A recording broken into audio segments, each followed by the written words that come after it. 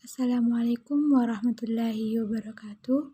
Pada mata kuliah Perkembangan Peserta Didik dengan dosen pengampu Bapak Ahmad Harum SPD MPD dengan materi Misbehave Peserta Didik dan Strategi Intervensinya. Sebelum itu, perkenalkan saya atas nama Gusti Yulianda dengan NIM 21011501019 dari kelas pendidikan IPA reguler A.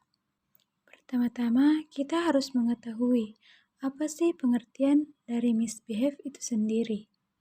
Sebelum itu, saya telah melakukan observasi di sekolah Madrasah Aliyah Madani Alauddin dengan mewawancarai salah satu guru yang mengajar di sana. Baiklah, mari kita lihat ilustrasi berikut ini. Dalam suatu sekolah atau dalam suatu kelas, setiap anak atau peserta didik memiliki karakter yang berbeda-beda. Ada yang bersifat rajin dan ada juga yang berperilaku misbehave. Anak rajin cenderung berprestasi di sekolah, serta senantiasa mengikuti kegiatan-kegiatan di sekolah. Sedangkan untuk anak yang berperilaku misbehave cenderung membuat kekacauan yang ada di sekolah serta sering mencari perhatian guru dengan cara melakukan hal-hal yang negatif yang ada di sekolah. Dari ilustrasi tersebut, kita dapat menarik kesimpulan bahwa pengertian dari misbehave atau misbehavior adalah suatu tindakan atau tingkah laku ataupun perbuatan yang dilakukan oleh peserta didik yang dianggap menyimpang atau berarah ke negatif, atau tindakan ini dianggap tidak sesuai atau tidak pantas dilakukan oleh peserta didik. Nah, dari pengertian itu, kita bisa bertanya, kira-kira apa yang menyebabkan terjadinya misbehave? Untuk mengetahuinya, mari kita simak kasus berikut. Menurut hasil wawancara yang saya dapat, ada seorang siswa yang katakan saja namanya Fauzan. Fauzan adalah seorang siswa yang tergolong kategori biasa-biasa saja di sekolah. Fauzan bukan tergolong anak yang pintar, namun tidak bodoh juga. Fauzan sangat jarang mengikuti kegiatan di sekolah, tetapi Fauzan merupakan siswa yang tidak pernah melanggar peraturan sekolah. Sampai pada suatu waktu, orang tua Fauzan bercerai, sehingga Fauzan memaksakan untuk ikut dengan ibunya. Karena ibunya telah menjadi single parents, maka ibunya memutuskan untuk bekerja karena untuk membiayai sekolah Fauzan dan kebutuhan sehari-harinya.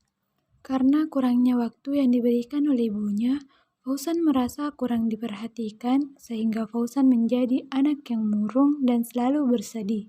Terlebih lagi, ibunya memberikan kebebasan untuk Fauzan sehingga ini berimbas pada proses pembelajaran Fauzan di sekolah. Fauzan menjadi malas dan tidak memperhatikan pelajaran yang ada di sekolah. Sampai pada suatu hari, Fauzan bertemu dengan sekelompok geng misbehave. Geng tersebut merekrut Fauzan sebagai anggota tim, di mana geng ini mengajarkan Fauzan untuk mencari perhatian guru dengan cara yang negatif. Geng ini berasumsi bahwa orang bodoh hanya mampu mendapatkan perhatian dari guru dengan cara yang bodoh juga, karena orang bodoh tidak pernah dianggap di sekolah. Sehingga sejak itu, Fauzan sering melakukan misbehave dengan cara bolos sekolah, tidak mengerjakan tugas, keluar kelas pada saat pembelajaran masih berlangsung, dan kejahatan-kejahatan lainnya. Fauzan merasa sangat puas dengan berperilaku seperti itu, karena gurunya lebih memperhatikannya.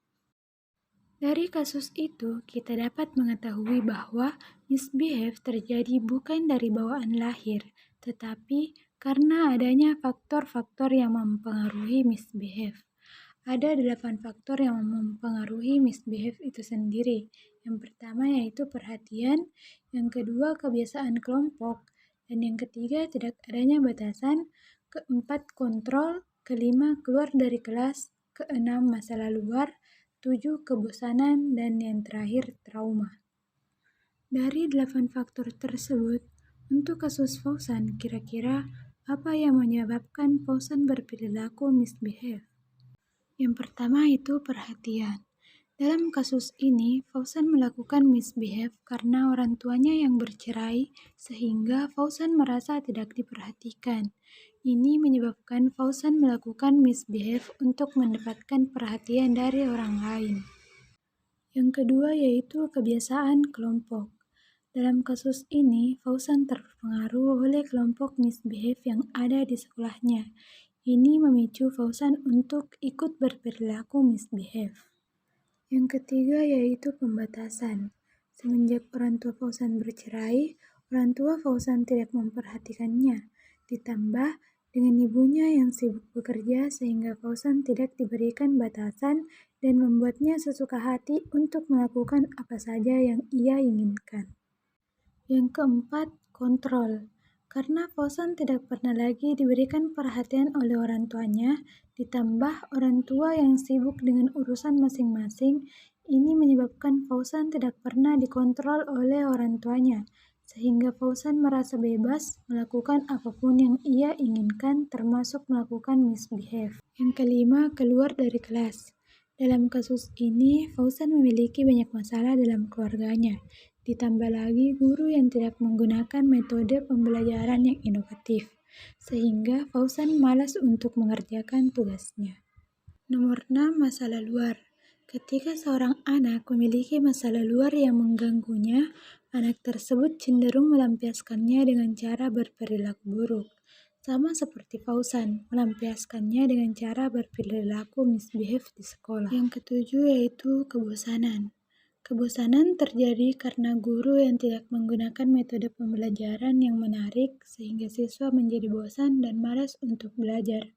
Sama seperti Fauzan, ditambah dengan masalah keluarganya sehingga ini memicu Fauzan berperilaku misbehave. Yang terakhir yaitu trauma. Setiap perpisahan antara orang tua akan menimbulkan trauma kepada anaknya. Psikologi dari anak akan terganggu sehingga kadang anak tersebut akan melampiaskan kekecewaannya dengan berperilaku misbehave. Sama dengan Fauzan, Fauzan mengalami trauma akibat perceraian orang tuanya, sehingga ini salah satu faktor yang menyebabkan Fauzan berperilaku misbehave. Itulah tadi 8 faktor yang menyebabkan terjadinya misbehave. Nah, untuk kasus Fauzan, kira-kira upaya apa yang dilakukan untuk mengatasi perilaku misbehave itu? Yang pertama yaitu perhatian. Upaya yang dilakukan untuk mengatasi misbehave dalam kasus Fauzan yaitu orang tua Fauzan hendaknya memberikan perhatian yang lebih, sehingga Fauzan tidak merasa kurang perhatian. Selain itu, guru dan orang tua hendaknya saling berkomunikasi mengenai perkembangan Fauzan sehingga bisa mengatasi perilaku misbehave dialami oleh Fauzan. Yang kedua yaitu kebiasaan kelompok. Untuk mengatasi kebiasaan kelompok ini, guru, kepala sekolah, serta guru BK hendaknya saling bekerja sama untuk memberantas serta mengatasi siswa yang berperilaku misbehave, sehingga mampu mencegah dan menanggulangi siswa untuk berperilaku misbehave kembali. Yang ketiga yaitu batasan. Upaya untuk mengatasi hal ini yaitu orang tua hendaknya memberikan batasan dan lebih tegas dalam menghadapi Fauzan, sehingga Fauzan jauh dari kata misbehave itu. Yang keempat yaitu kontrol. Upaya yang dilakukan yaitu orang tua dari Fauzan hendaknya lebih mengontrol Fauzan sehingga Fauzan lebih disiplin dan tidak berperilaku misbehave lagi. Yang kelima yaitu keluar dari kelas. Upaya yang dilakukan yaitu guru hendaknya lebih selektif lagi dalam memilih metode pembelajaran, sehingga siswa lebih bersemangat dalam belajar, serta guru hendaknya tidak memberikan tugas yang sangat berlebihan kepada siswanya, agar siswa tidak merasa malas untuk mengerjakan tugas yang diberikan.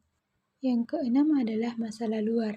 Upaya yang dilakukan yaitu orang tua dari Fauzan hendaknya memberikan perhatian yang ekstra, sehingga Fauzan bisa menerima perceraian orang tuanya dan menganggap bahwa perceraian orang tuanya adalah jalan yang terbaik untuk kedua orang tuanya. Selain itu, orang tua Fauzan juga harus saling berkomunikasi mengenai perkembangan Fauzan. Ketujuh yaitu kebosanan. Upaya yang dilakukan yaitu Guru hendaknya memilih metode pembelajaran yang lebih inovatif, sehingga siswa lebih tertarik dalam proses belajar mengajar. Dan yang terakhir yaitu trauma. Upaya yang harus dilakukan yaitu membawa Fauzan ke psikiater, dan orang tua Fauzan hendaknya memberikan kasih sayang yang lebih terhadap Fauzan, sehingga Fauzan bisa menerima dengan lapang dada perpisahan dari orang tuanya. Jadi, kesimpulannya yaitu solusi untuk menangani kasus misbehave yaitu orang tua beserta guru hendaknya saling bertukar informasi mengenai perkembangan siswa. Karena dengan adanya bekerja sama dari orang tua dan guru, maka akan mencegah terjadinya misbehave.